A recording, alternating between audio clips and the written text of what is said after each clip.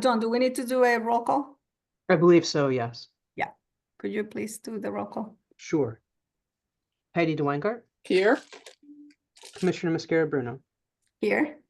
Sarah Sanders, Here. Lisa Tupper Bates. Here. Thank you. I will also acknowledge Franklin Perry. Looks like he's joining just now. Thank you.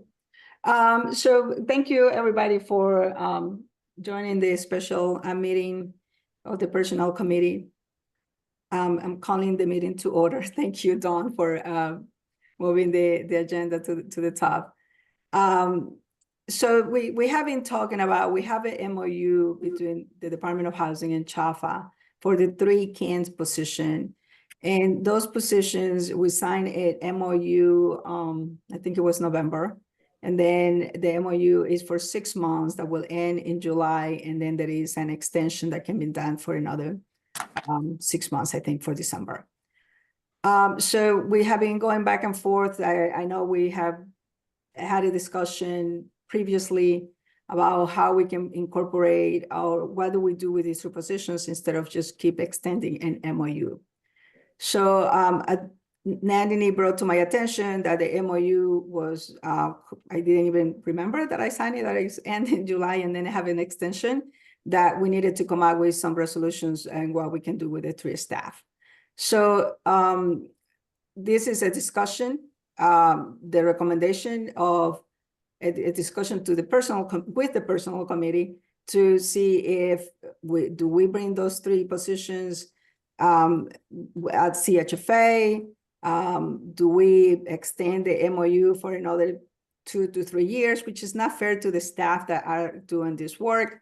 This CAN's position are part of the work that they're doing with the CANs, with the Connecticut Access Network, and really working through all the homeless providers, service providers, providing there with the support, as well as providing our supportive housing that CHFA has with clients or residents that are in the system to be able to be housed. So the 3 functions are very important. This was before me that these positions were created, and Lisa probably has the history of this.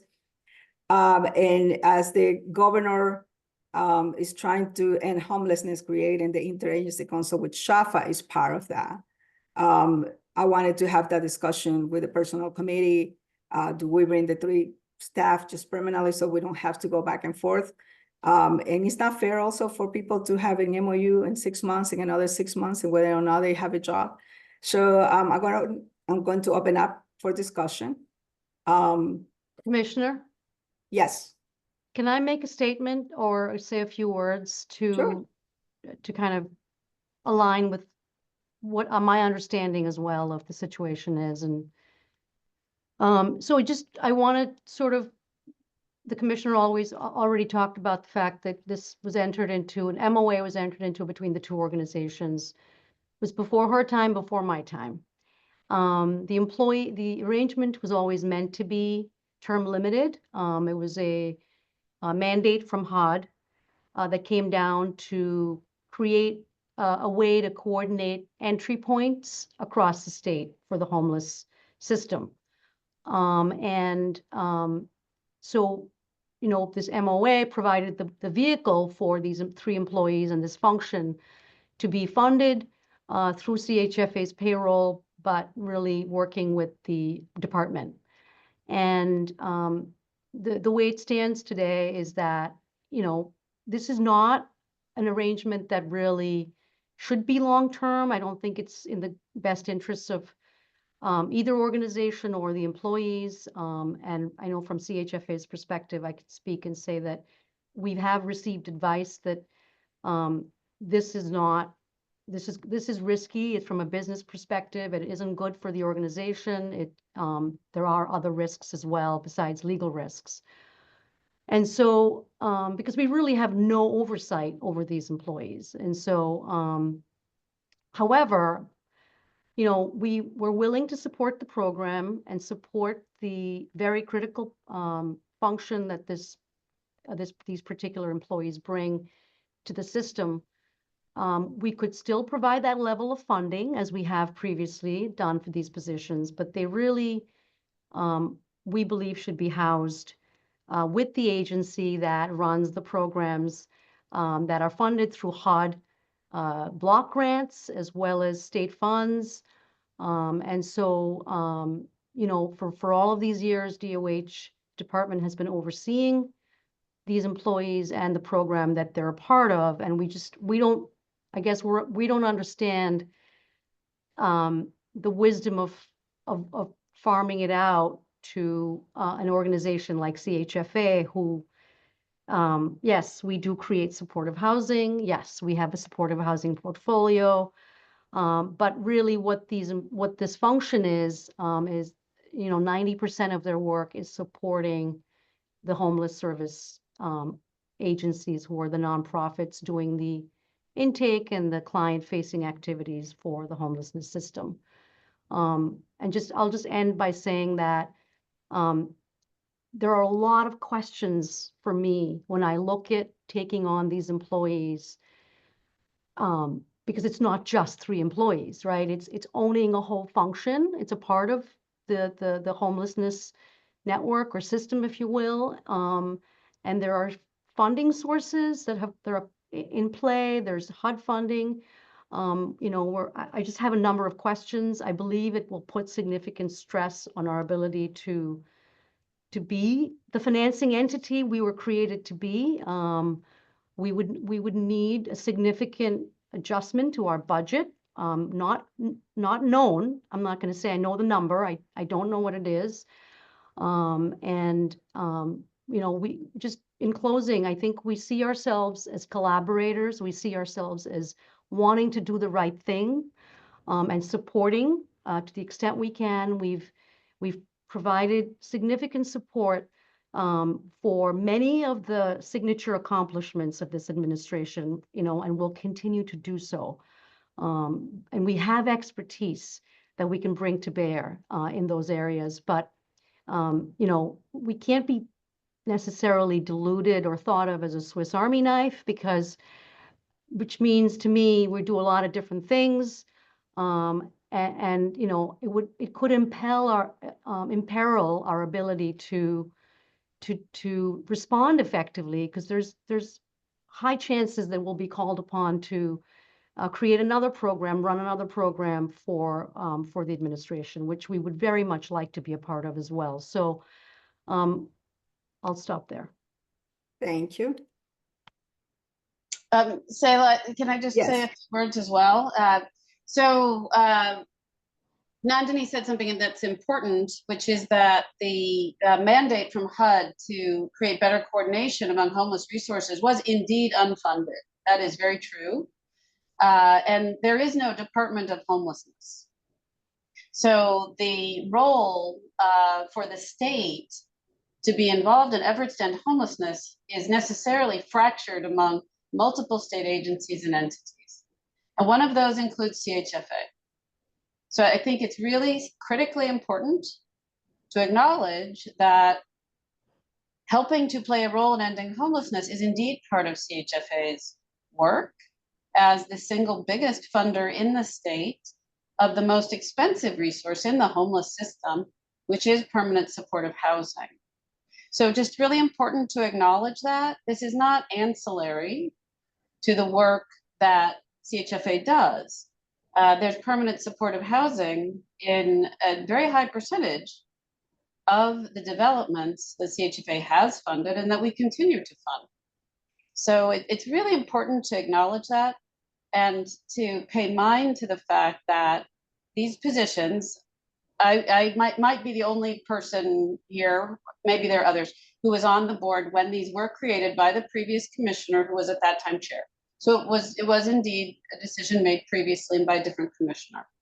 But the reason I believe that made sense at the time is that there wasn't a particularly good place for this function to be resourced and to live. And that's unfortunate, but it continues to be the case. The homeless system is sort of taped together between important resources in multiple venues. But it's not a special ask of CHFA to be part of it. Other entities are also contributing throughout state government and indeed at the local level. So I just wanted to make sure that that's part of the discussion here. Thank you, Lisa. Anybody else? Yes, I'd like to, when I looked at the agenda, I was a little disappointed that there wasn't a memo from you, Selah, sort of giving us the history of it, which you spoke to. But it seems like we don't really have enough information to figure a solution to this issue, right? I mean, I've been on the board, I don't know, 6-7 years, and I wasn't here when we started it, but 3 CAN staff members, I mean, I didn't even know what CAN stood for.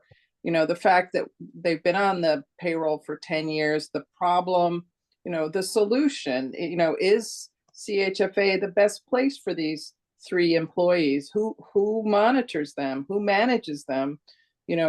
Is there a better place for them? Is it our primary responsibility, or is it more efficiently housed somewhere else? And Lisa, no one underestimates how important it is. It's just whether or not this is the right solution to this. And I don't think we have enough information to make that decision. Well, that's what it says, the discussion, because we were actually supposed to supposedly to do this probably a year ago, because we talked at the board meeting and said, well, we need to make sure that we never did. So it came to my attention as Nandini brought it up that it's going to end in July.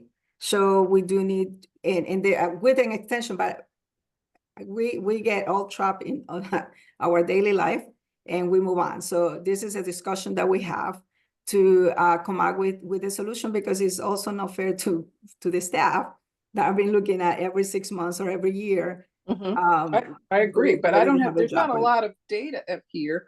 An outline of how homelessness is serviced in the state, who has major responsibility or minor responsibility, but these feel like orphans to me. But again, I don't have enough info. So Heidi, what type of information you will need? As I said, this is the beginning of the discussion about these 3 positions.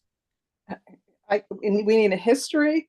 We need a rationale for why it belongs in CHFA, because so far, I know what our primary responsibility is. It's to provide housing to low and moderate income people throughout the state of Connecticut.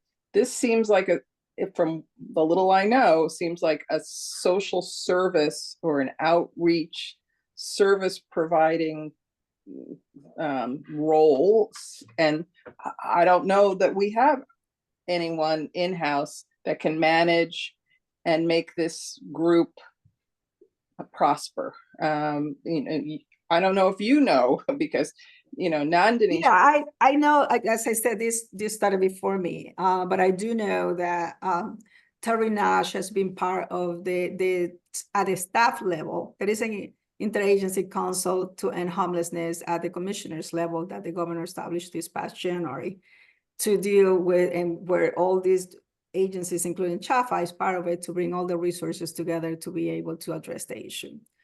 At the staff level, I heard from my staff that Terry Nash, it has been part of that interagency council, and she knows very intimate, I think, because she has been so many years working in that space, that she is part of that group. So she knows the 3 staff, and she was part of this formation, I guess. So I guess we will need to have a conversation with her, because she is one of the persons that is working with DMS, the DOH, and I think DDS on all the supportive housing units. I can tell you that, sorry to interrupt you, but I can tell you that we're required by HUD to be on the steering committee of the continuum of care. It's a requirement. I don't want to speak about individual employees and their abilities or their direction, but I can tell you that my evaluation, which I'm happy to share more information if the committee wants, is that we do not currently have staff that are either able or willing to have the knowledge to take this on.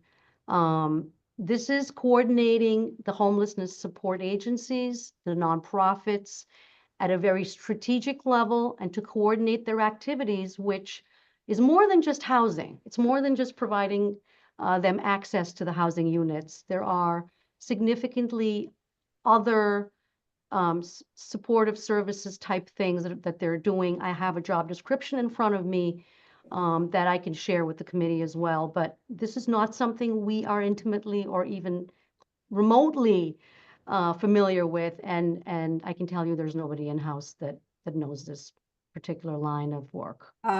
Chelsea? I apologize that I was late and I missed, it sounds like both the commissioner and Nanthony's opening remarks, so I apologize. A question on, and you have the job description, Nanthony, so appreciate looking that over. My experience in a previous role, when I was at the Corporation for Supportive Housing, I sat on the Interagency Council for Supportive Housing, which CHFA convened.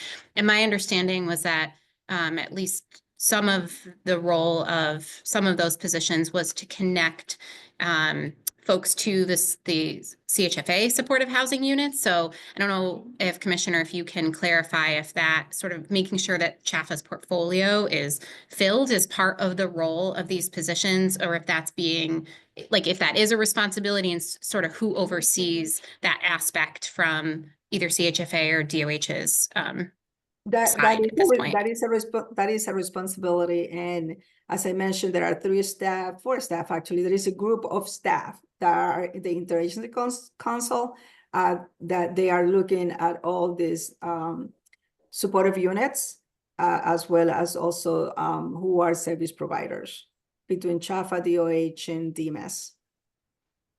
So as part of our agreements, Chelsea, we do require that the owners whose units we asset manage go through the CAN first to fill their supportive housing vacancies. I mean, to answer your question, if this is a function that, you know, you think that, or we believe that CHFA needs to own in terms of coordinating access to our units between the CAN delivery system or the CAN access agency and the owners, there may be other ways of achieving that synergy, right? I mean, it doesn't have to be through the coordination provided by these three employees. It could be virtual, it could be technological. The commissioner is creating a portal to link and provide access to all of the vacancies that are statewide on the supportive housing portfolio side. So landlords can access that directly. I mean, there are ways that we could be, I don't want to say smarter, but like more strategic about the use of our resources. But I go back to the fact that this is from my understanding, this is a service position, and it has to do with in an area that we do not have any expertise in. Sarah? Yes, I've only been on the board 2 years, I think now. So, they've been here over 10 years in this situation. Is that right? Mm-hmm.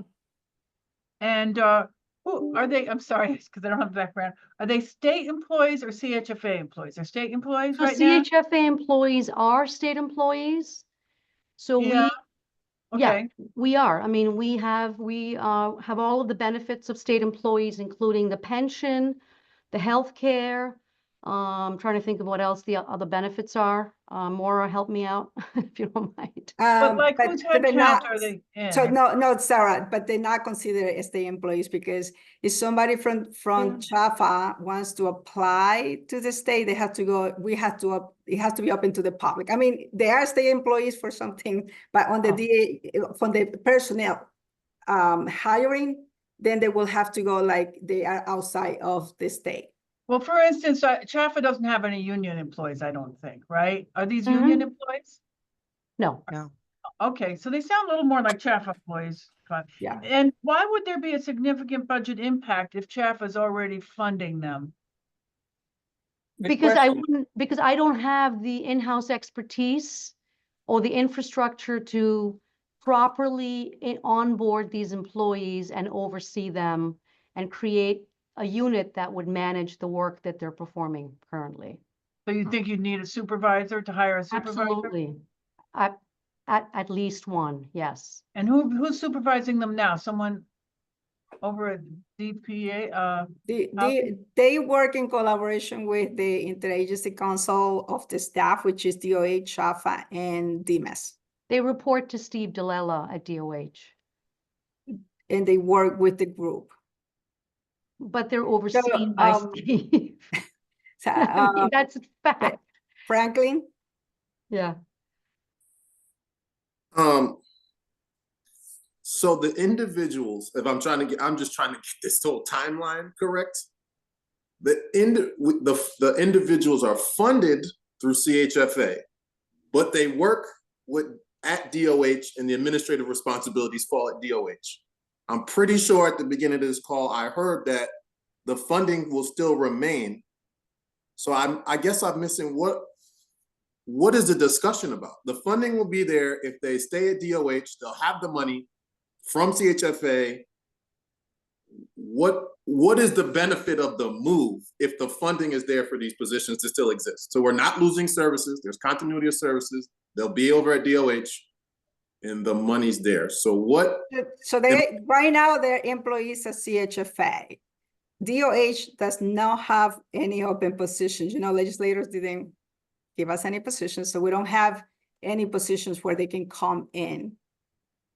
But if the funding, I mean, again, this is just budgeting, so it's just more what's written in the budget. So if the funding were transferred from CHFA over to DOH, same amount of money that's being used right now, so some kind of FAC, or you can figure out the mechanism. But if the money transferred over to DOH, the people could just stay at DOH. Yes? Well, not that easy, frankly, because I mean, DAS has, and we will probably have to have some people from the DAS and OPM, because they're not employees, they're not union, so they're not state employees. We will have to create classifications for them. They will have to create positions. And when the positions that have to be approved by DAS, by OPM, and by everybody else, right? So they will come in as entry-level positions. They're not gonna be at the positions that they are, and they have been working for 10 years. We don't hire people at different levels. So there are different rules with labor relations, with the unions, and I'm not an expert. I'll get what my people from Human Resources tells me. So That's not entirely true, actually. Maura, can you Just weigh in? so you know, I think there's been some changes at DAS in terms of how they handle applicants from, say, a quasi to a state agency. But CHFA employees are every bit as much as a state employee as any state employee at an executive agency, every bit. And Sure, what we've had done, if I can just finish, Commissioner, what happens when we have an employee, say, from finance go over to be an administrative fiscal officer at Department of Corrections, which we've had, all their benefits transfer. So in terms of in the eyes of the comptroller's office, in every real way, they are, so their time gets transferred. So if they had PL days, if they had vacation days, everything gets transferred. They're as much a state employee as anybody on your payroll. So I just want to make that clear that they don't start from scratch. I will have to ask DAS, because that's not what I was told from DAS and from OPM. But I will have them to take a look and to give us what is that their recommendation. I think a major difference is they would be union if they were at DOH, because that's the difference. That's a big difference. But they're still state employees, and we've done it a million times with employees here going over to state service, and they carry all their years of service. I mean, it's just been done, always been done that way. I think what's different is DAS now requires employees of quasi agencies. They don't consider them internal applicants. They consider but they are state employees in every sense of the word. So they're not internal applicants, they will be That considered. this was a change during the most recent administration. Previously, I think they were, but that was just how this administration chooses to do it. They're still state employees and they transfer. What does it mean when you say external applicants? I think you'd have to ask DAS why they treat them that way. It didn't used to be that way, but all I can tell you is what I'm trying to say to you is your 3 employees are not going to start from scratch as entry level. They'll carry over their 9+ years of employment over to DOH if they become DOH employees. There's no loss there. Well, And I I've think seen it done would have to repeatedly. happen is DOH would have to create 3 union positions. They'd have to post them under all the union rules. And to be honest, those union rules favor and other people that are already in similar positions based on seniority and so forth, you know, so that it wouldn't, I don't know that it would be a slam dunk that these people would even get those jobs, you know, and then at what level they would come in, all of that, a lot of that's dictated by the union rules and job classes. I'm just saying, I don't think it's as easy, you know, yes, they'd get their sick time, it sounds like, and they get their vacation time rolled over, but they'd be going from non-union to union. And I think it wouldn't be that simple. Yeah, So no, I how was can just I just can- speaking to the fact that they weren't going to be entry level and that they wouldn't start as at, you know, year 1. They would be transferring over all their state time if Commissioner But their and others salary feel they might can make not. room. They Yeah, might the have to salary come in might- at the beginning because there's this whole thing, external candidates for union jobs are supposed to start at the bottom of the pay range. And it's one of the things that disadvantages outside candidates from getting union jobs because of that rule. Yeah, That's the rule, yeah. I can't So speak I'm to just saying that. it's not that simple. Yeah. Thanks, Yeah, I Sarah. know, it's not, so what I can do is if a couple of members of the committee want to, I'll schedule a meeting with DAS so that DAS can explain all the different rules that apply, because if it's considered external, so I'm not using I wasn't using the right word. If they consider it external, as Sarah mentioned, there are a whole different rules, and union and other people can apply to those positions. So, but I don't know that, as I mentioned before, I don't know all the different details. I'll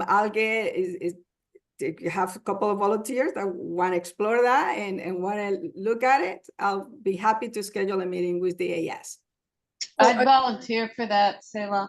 I'll volunteer Thank you, too. I just think we need to find a solution. And I don't know that we've explored all the possibilities. Sure. So Heidi, you want to be part of that meeting? I'm happy to be part of, even though I'm naive.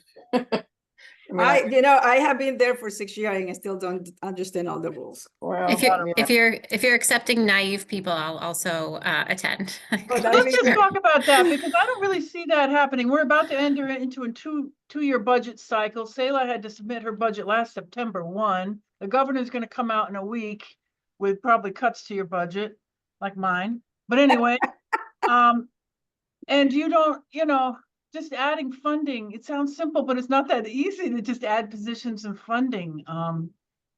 You might have to wait for a whole new budget cycle 2 years from now. I don't know. I'm just saying. well, and that could be, it could be just a 2-year hold, but the 10 years of having these feel like they're not in the right place feels like we're doing them a disservice, CHFA a disservice, and maybe the Department of Housing a disservice by having misplaced people, mismanaged people for sure. But think I'm I don't think it's mismanaged people, is that they are I feel sorry for them. The way that the work that they do and the way that we are not coming to a resolution. That's the reason why we're here today. So that we can come up with some other recommendations, some solutions, and then come back and before July have something ready for them. Is it possible Is there for, sorry, Franklin, go ahead. Frankly. Oh, sorry, no, I'm asking more of legislative about, because we talked about the budget, right? And so the governor gives a proposed budget to the legislature on the 5th. And I know that maybe there might be changes to people's agency operating dollars, right? Or PS lines. That's not the end of the budget. It's like the beginning of the budget cycle. So I know that there's certainly got to be a lot of conversations that have to happen with the legislative branch over the finalization of a budget. Have anybody engaged the legislature about talking about potential funding, or is it like doom and gloom because the governor is going to put out something that I don't know if constitutional officers in their agency or their departments have been told you're not getting anything, and maybe commissioners have been told you're not getting anything, but I don't say this to be glib, right? This is just a process of budgeting.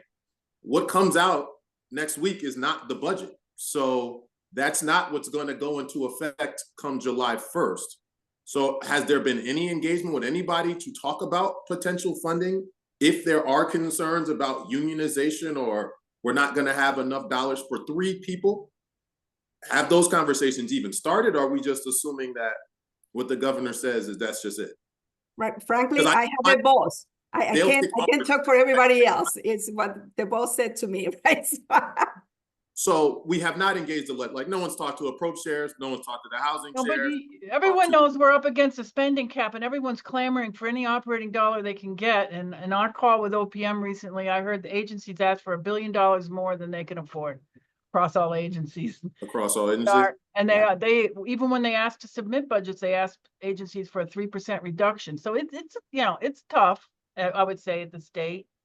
Of And course. I feel like we're focusing a little.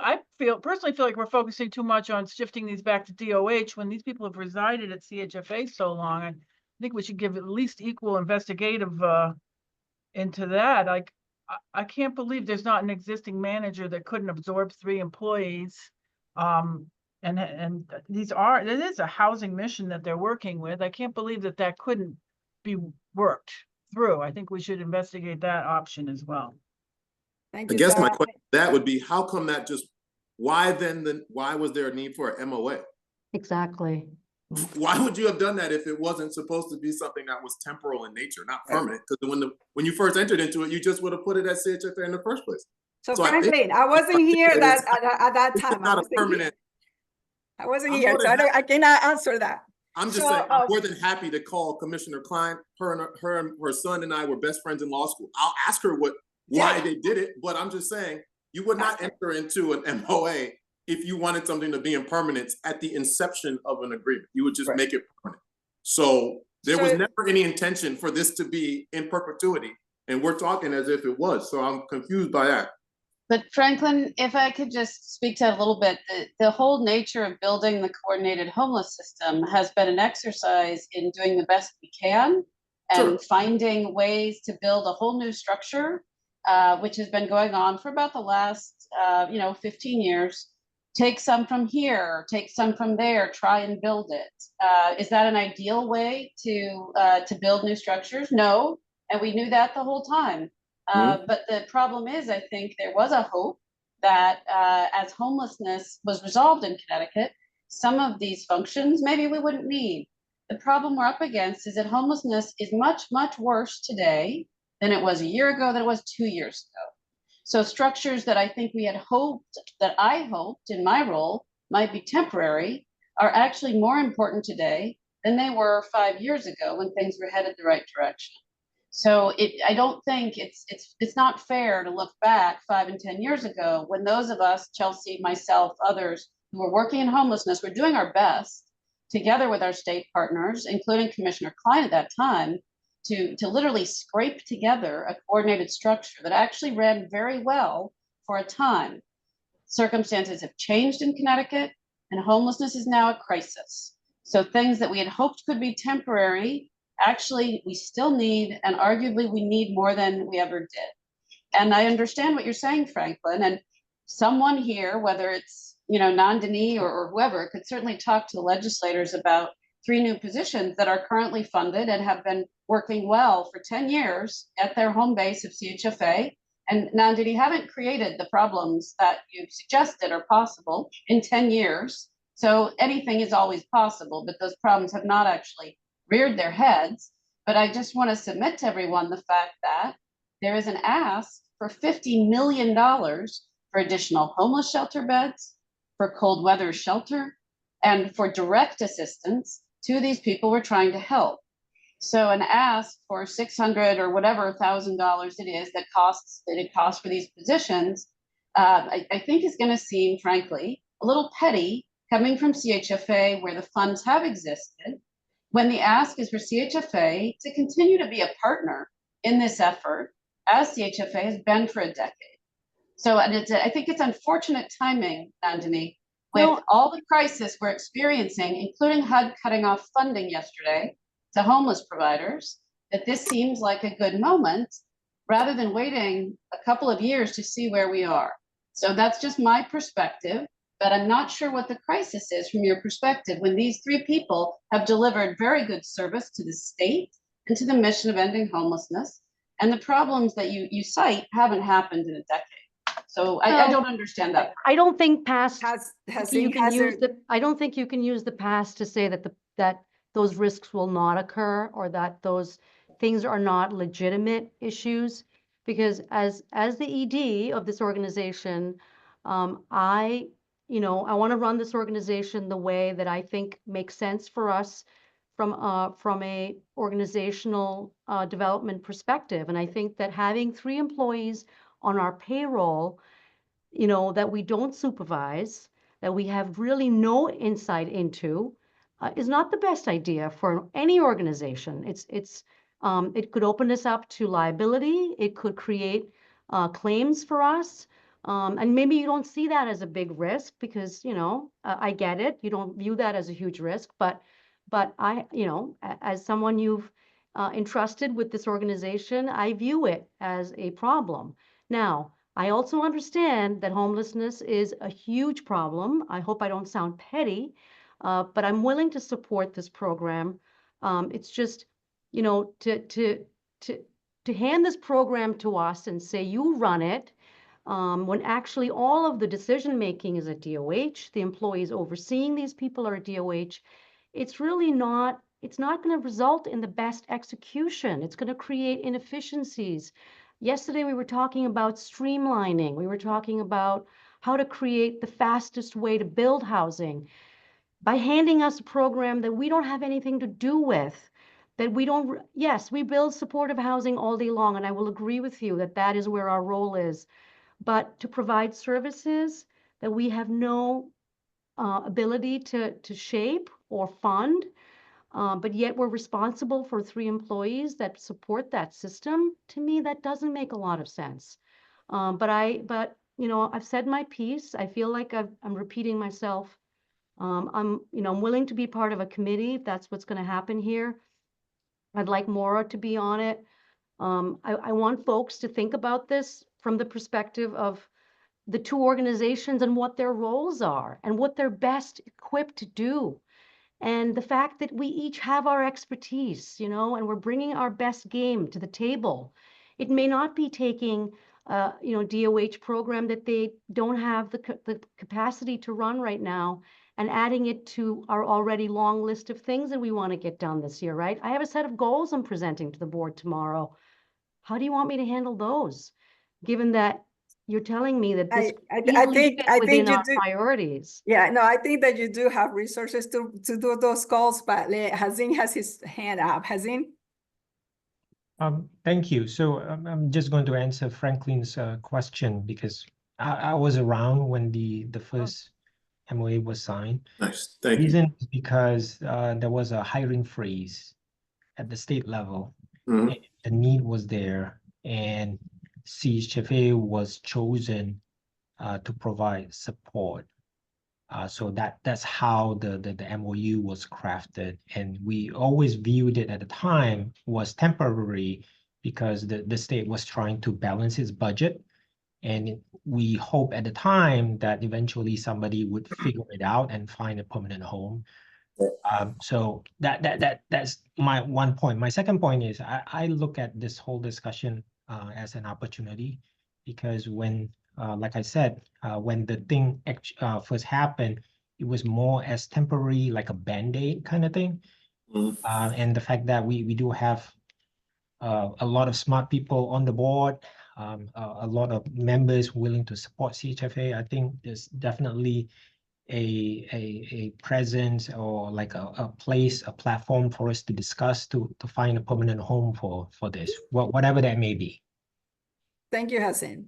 So anybody has so we have 3 people that No, will. I'll be on the committee, and So I. just want to say, I just want to understand, I'm trying to think, like, even if we were to put these back in DOH, how would we get the funding from CHFA over to DOH? That would be peculiar, to be So honest. yeah, so let's take one step at a time, right? Okay. So let's do Sarah, Heidi, Chelsea, Oh, and boy, help me. Lisa.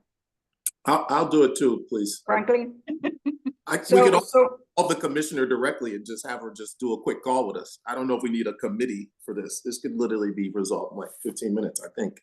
well, but no. So we want to. That's one piece, right? So Yeah. one is let's investigate what it is as a push to have DOH. What does it entail? And then we also have to look at what would entail for CHFA to have the staff. And what will that look like? Yes, because if they need to supervise, and how can that be a structure? So we have to look at both, not just one, and then come back to what's the best resolution that we can find. I think we should explore other solutions too. There may be other ways that we're not considering that we Well, can you can bring it, solve. that's where the committee is there, right? Right now, we have 2 Right. things. If there is any other way that you want to bring to the group, then you guys can explore as a group. Right, but we're not ready to bring this to the full board. I think that needs, the committee needs to do some work. Mhm. Yeah. Mhm. That's what I'm saying. We're gonna have the group in the next 2 to 3 weeks. I don't know your timing, guys, because I know that you are pretty busy. So, but we would like to move this along so that we can come up Agreed. with a resolution within the next month or so. Couple And then, months. yeah, that's, I think in the next month or 6 weeks makes a lot of sense. And then in that time, I think that maybe the question is whether we can pull it from the board agenda for Thursday while we're doing this investigation. Would that make sense? It's not on the board agenda. Oh, okay, No, this was not on the board agenda. okay. Yeah, think no, it's on it was added at your request. It was added as a discussion item at your Oh, request. it's a discussion. Okay, we can provide the update of what in the committee that is going to be working on it and come back within the next 6 weeks. Okay, basically that we didn't resolve anything, that we agreed to take a deeper dive into solutions. Yes. Well put. Can I ask one more quick funding question? Can you have your 10-minute discussion before we deep dive, so maybe we don't have to? I'm an optimist. Yes, Mr. Perry? Yeah, just real quick, do we submit, or who submits, like, do we submit any kind of like grants or applications to HUD that acknowledge these positions? Like, does that come from CHFA or DOH? And so is there any contingent? I will give you the right answer. It is from the continuum of care. And there is a group of organizations that are part of that. I think my staff provides the support to apply for that. The continuum of care is the resources that come for the service providers and for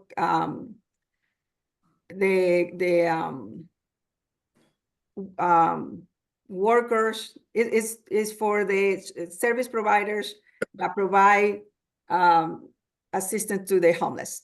Yeah. So we're taking some of that money because we're paying half right now. See, DOH is paying half of the salaries for the 3 employees. Then the continuum What? of care approved that. In the last 3 years, the commissioner has provided half of the funding. The prior 6 years, we paid 100% of it.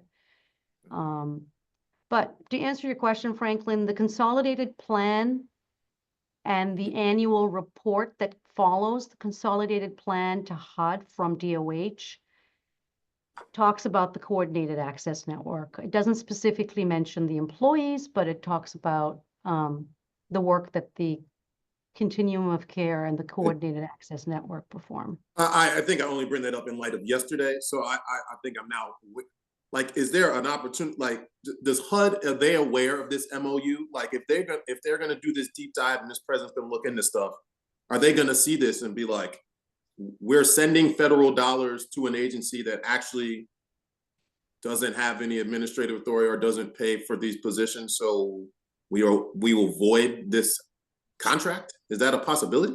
So the continuum of care, I don't think so. However, continuum of care, a lot of the resources for the homeless are the ones that are in the list of programs that want to be cut from the president. And the program we apply, or the continuum of care apply I think it's every 2 years. So I will get a little more information from my staff. But that's not like a given. Every 2 years it has to apply. We have to apply. And Commissioner, are the funds for these positions taken out of the admin dollars for the COC funds? Yes. Okay. Oh, I would just like to share my view of the state and quasis real quick. And, you know, quasi-public agencies are created to deliver a function the state could deliver, but we want to give them more flexibility. But I don't really see as many bright lines as others do between the role and the mission of the state and the role and mission of the quasis. And there's a lot of opportunities for us to work together. And I know I thought CHFA was one of the best interactions with state government in terms of delivering housing services. But, you know, sometimes quasis are asked to help with different state missions. And I feel like we're all kind of one big family. And there was an ugly past. I've been in state government for 25 years, an ugly past with quasis that some of you may not know about, where large amounts of funds were swept from the quasis. And that hasn't happened in many years. I only mention that because it's an ugly past, but it happened to the Green Bank, it happened to CHFA, it happened to CHFA. But I think that has stopped, and I'm not saying that's going to happen. But the way I view it is there's not really as bright a line as others might think between the mission of the state and the mission of our quasis that are created by state statute. Thank you, Sarah. Just my view. I'm on a few boards, as you can imagine, but. Thank you, Sarah. Yeah, listen, the idea here is that these three people provide an important, they provide important service to the state, because we all have to be concerned with homelessness. All, whether it's the private sector or the public sector or quasi, because it is devastating to have many people in shelters. And right now we don't even have enough shelters. And we're trying to come out with some different solutions. So to find a way that we can help, because you hear all the time, all these service providers, they're not making enough money. Sometimes some of them are actually homeless because they can't pay the rents that are so expensive. So we have to keep that in mind. As the governor brought us all together, all the agencies together, to make sure that we get the resources and to find ways, the best way that we can provide that services that we can end homelessness, or at least to reduce homelessness. So we can't forget what is the goal and what is the mission on top of everything else. And so I'm gonna leave it at that. If anybody, actually we need to approve the minutes from the personnel committee from September 24th, 2024. Can I have a motion to approve the minutes? Well, so moved, but shouldn't we go back and amend your recommendation? It's just a recommendation, it's a discussion. If you just see it at the top. Okay, recommendation, discussion, okay, so we discussed. I move the approval of the minutes. Second. All those in favor, raise your hand. I'll abstain as I wasn't present Wilson? and I haven't reviewed. Don, you got that? Yep, all set. Thank you. Okay. Minutes passed. Any last comments? Lisa. Oh, I'm sorry. That's an accident. I didn't mean to raise my hand. Sorry. Okay. All right. So can I have a motion to adjourn the meeting? So moved. Second. Thank you. Meeting adjourned. Thank you very much. Thank you. Yeah. Bye. Bye-bye.